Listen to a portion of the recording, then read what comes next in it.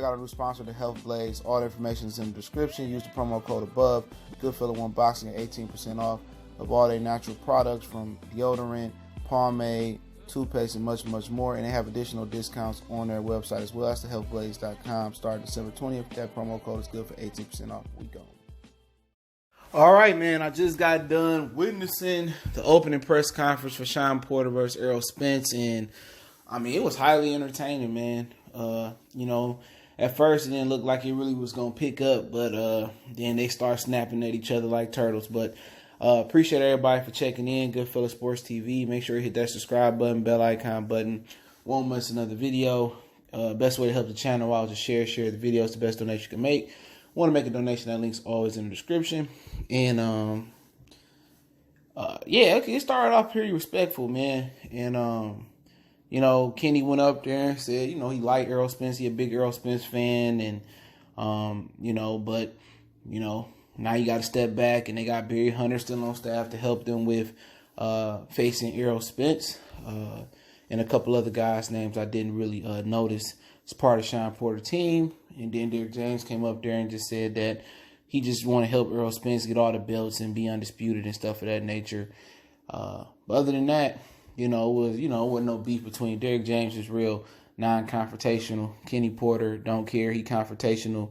And with Shawn Porter lack of fan base, you need that, to get the ball rolling. Shawn Porter needs to talk.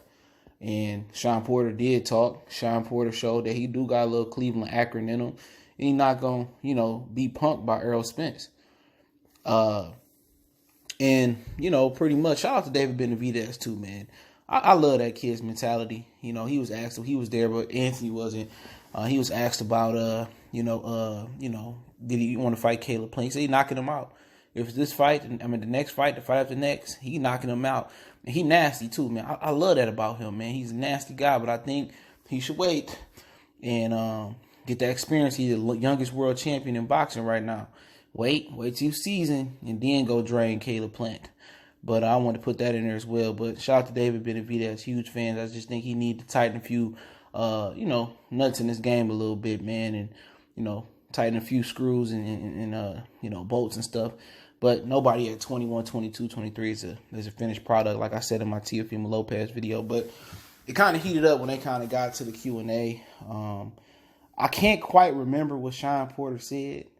But I'm pretty sure a lot of you guys seen it. I think I was revving Miles, or we playing with Miles, but he went on and started talking about this. What kind of tipped it off that they gonna sell more. That's the part I kind of put my antennas on. He said, well, they gonna sell more pay-per-views. They gonna sell more pay-per-views than Mikey. Now he must have said something along the lines because of Showtime Shawn Porter, because he kept saying that, and Errol kept saying, why you can't sell out in your hometown? Why you ain't fought at home? Why you ain't fought at home? And Shawn Porter just answering the question from a reporter, and he was like, we gonna sell more pay-per-views because of me, because of Shawn Showtime Porter, because of me. And Earl, that's where Earl kind of got a little bit irritated. And then he answered the rest of the question, said LeBron and Martin Lawrence beat her, and Errol Spence kept saying, why you can't sell all that? Why you can't fight? Why you ain't fought at home? I did 15,000 at home. Why you can't fight at home? And Shawn Porter kind of was, ignoring Errol. And then Errol got to talk, and then pretty much, I guess, when Shawn Porter tried to show this false arrogance, and he had a fan base there for him. I guess his family came down and support him because he usually don't have a fan base. And Errol Spence just started going ham. He said if he try that shit that he tried with Andre Berto, Kenny know me from the Andrews, I can get dirty and rugged too. He said, he just said I can get dirty and rugged too. He said I ain't, he only gonna try that with me. And then it just popped off when he really started talking about Andre Berto. That pissed Shawn off. Shawn said, "Well, I won the fight, and it didn't go past 8. I think he said I stopped him."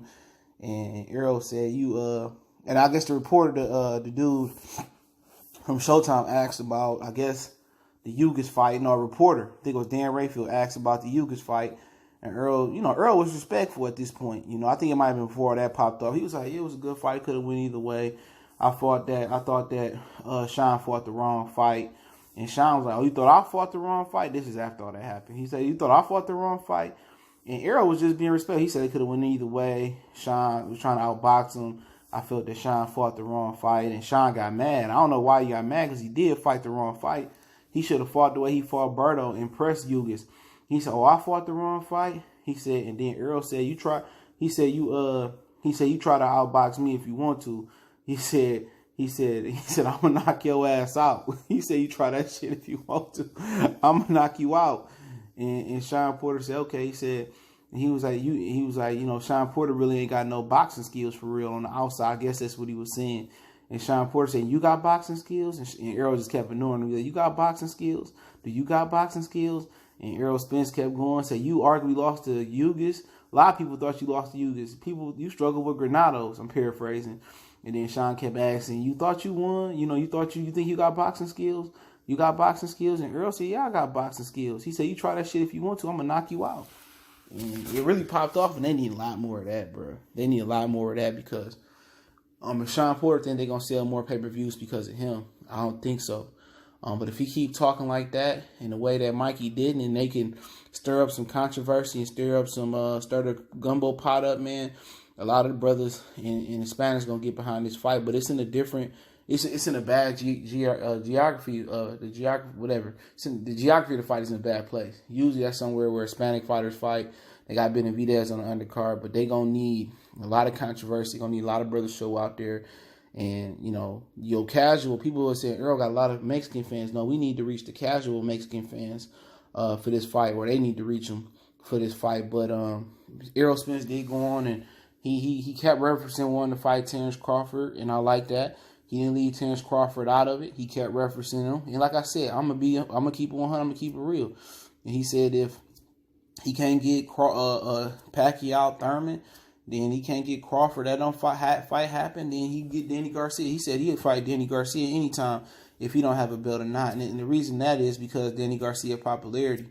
But he kept referencing that he want to be undisputed. Derek James said they want to be undisputed. So when he started, talking like that, then hopefully he make it happen. Then, I'm satisfied when he make it happen. But I like that he acknowledged Terrence Crawford and he acknowledged that fight. But one thing I didn't like, he went back to Benavidez for a hot minute in the second in the middle of that, saying that, we got to build the fight like Pacquiao Mayweather. And they need to get that out their mind. That was an anomaly. A fight that was probably a $40-50 million fight when it could have been made in 2008-9. And it went up to almost $1 billion fight, a $500 million fight, whatever it was, $400 million. That's an anomaly. That's not going to happen for y'all. You got to remember, Pacquiao and Mayweather had a hell of a resumes before they got to that point. Pacquiao was an 8-division world title holder. Floyd was a 5-division world title holder. They had a great resume. You know what I'm saying? You just need to fight Terrence Crawford. You clean this division out, move up.